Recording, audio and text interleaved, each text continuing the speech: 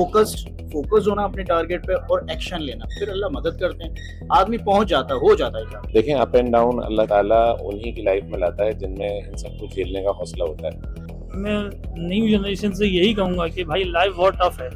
अल्हम्दुलिल्लाह 2002 में public service commission के थ्रू एएसआई की जॉब मिली। पहले तो बहुत इजी था, लेकिन अब बहुत कंपटीशन है, बहुत टफ हो गई है जॉब। मतलब ये है कि हर चीज़ को देखना पड़ता है, जो हार्डशिप्स आती हैं उनके लाइफ में। यार मैं यूथ को तो यही मैसेज दूंगा कि जो करना चाहते हैं ना, सबसे पहले वो करना। तो एक final advice for the younger generation. Younger generation से यही एडवाइस है।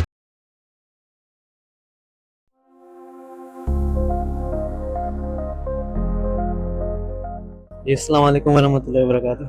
कैसे हैं? ठीक है। मेरा नाम अब्दुल्ला है। मैं बेसिकली जा रहा हूँ बिजनेसमैन के पास, एंटरप्रेन्योर के पास, उनसे उनके करियर के बारे में पूछने के लिए फॉर द यंगर जनरेशन उनकी एडवाइसेस। तो सबसे पहले तो ये है कि आपने किस फील्ड में अपनी करियर परस्यू किया? मुझे शुरू से ही जो है ना आर्म फोर्सेस का शौक था, है ना, कि कोई आर्म फोर्सेस में जाएं। अल्हम्दुलिल्लाह 2002 में पब्लिक सर्विस कमीशन के थ्रू एएसआई की जॉब मिली और आज 22-23 साल कैरियर के बाद इंस्पेक्टर हैं और ऐसे कोई सेक्शन भाई से अपनी ड्यूटी अंजाम दे रहे हैं। ये आपका मतलब पैशन था, आपका एम्बिशन था? बिल्कुल यही था अल्हम्दुलिल्लाह। तो आजकल के बच्चे उनका भी एम्बिशन है, उनके भी ड्रीम है सोल्जर बनने का, नेवी में जाने का, पुलिस में जाने का। तो बहुत सारी मुश्किलात आती हैं उनके लाइफ में, तो इसके बारे में आप क्या कहेंगे, जो हार्डशिप्स आती हैं उनके लाइफ में? यार मैं यूथ को तो यही मैसेज दूंगा कि जो करना चाहते हैं ना, सबसे पहले वो करना है। उसके लिए जो पेरेंट्स माँ बाप बीच में आके अपने ड्रीम्स उन्हें बताना शुरू कर देते हैं, ऐसे कर लो वैसे कर लो, उसमें आदमी पजल हो जाता है। जो करना है वो करना है। अच्छा, करने के लिए फिर दूसरी चीज आ जाती है एक्शन।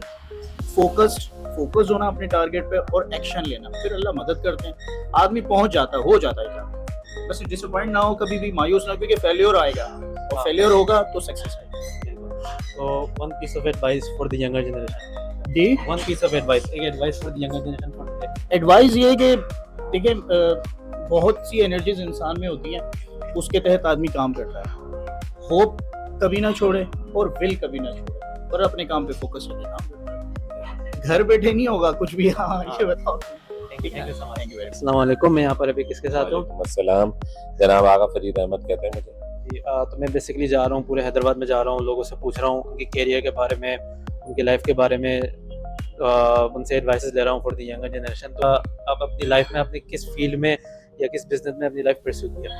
मैंने तो अपनी लाइफ में, देखें अल्लाह का शुक्र है, बहुत अच्छी जॉब्स मिली, उसी को अवेयर किया है और जॉब के हवाले से मुझे खासी सेटिस्फेक्शन है।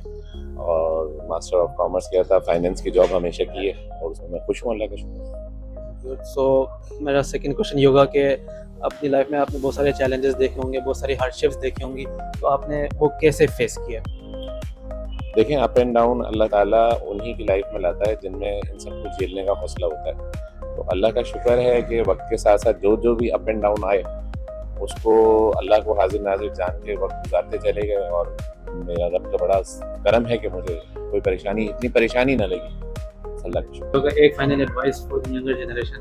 यंगर जनरेशन से यही एडवाइस है कि एक तो नशे से बचें हर किस्म के, दूसरा ये कि अपनी हेल्थ का ख्याल रखें और क्लब ज्वाइन करें, अच्छा खाएं, हैप्पी मूड में रहें। दूसरा ये है कि फजूल कामों से बचें, अपने टाइम को अवेल करें। इस दौर में तो एआई का दौर है, तो लिहाजा ये है कि यंगस्टर को चाहिए कि उस फील्ड में जाएं।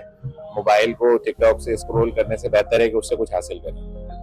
बाकी ये यंगर्स के लिए आगे अल्लाह ताला सबको कामयाबी दे। बहुत शुक्रिया। Thank you so much. अस्सलाम वालेकुम काशिफ भाई, कैसे हैं आप? ठीक है। मैंने एक यूट्यूब चैनल बनाया, लोगों से सिर्फ 3 सवाल पूछ रहा हूँ कि करियर के बारे में, उन्होंने अपनी लाइफ किस फील्ड में परस्यू की है। तो पहले ये क्वेश्चन होगा, आप अपनी लाइफ किस फील्ड में अपनी लाइफ परस्यू किया, कि क्या कौन सी जॉब की है, कौन सी बिजनेस किया? मैंने अपनी सारी ज़िंदगी सेल्स की जॉब की है, तो उस हवाले से मेरा एक्सपीरियंस काफ़ी है।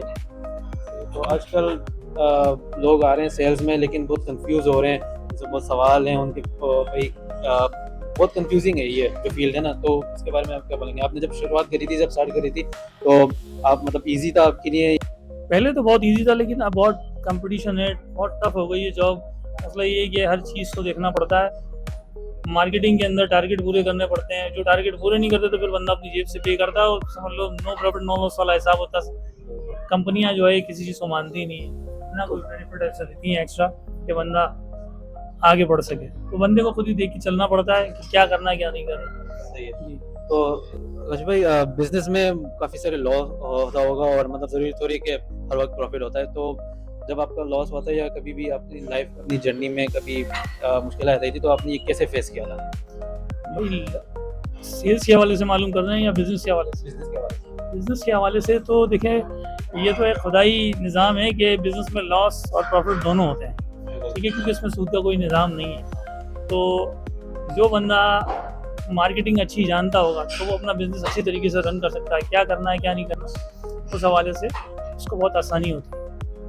तो अगर आज आपको ज़ीरो से स्टार्ट करना पड़े तो पहला स्टेप आप क्या लेंगे?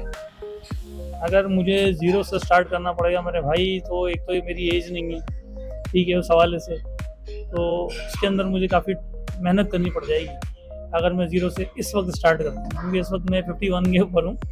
तो उस वक्त तो पहले आपने क्या करा था? उस वक्त तो 19-18 स्टार्ट था सेल्स की जॉब के अंदर, तो पब्लिकेशन का काम था।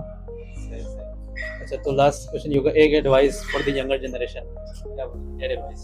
मैं न्यू जनरेशन से यही कहूँगा कि भाई लाइफ बहुत टफ है, क्योंकि अब हर छोटे से छोटा जो भी बच्चा मतलब ये कि इंटर पास करता है या मैट्रिक पास करता है तो उसके ऊपर बड़ा बर्डन आता है, ठीक है, तो उसको चाहिए कि पढ़ाई के साथ साथ जो है अपना काम की तरफ भी आए, सेल्स की तरफ भी आए, ताकि वो अपना बर्डन उठा सके और माँ बाप पे बोझ ना बन सके और अपनी मेहनत से आगे बढ़ सके। Thank you so much.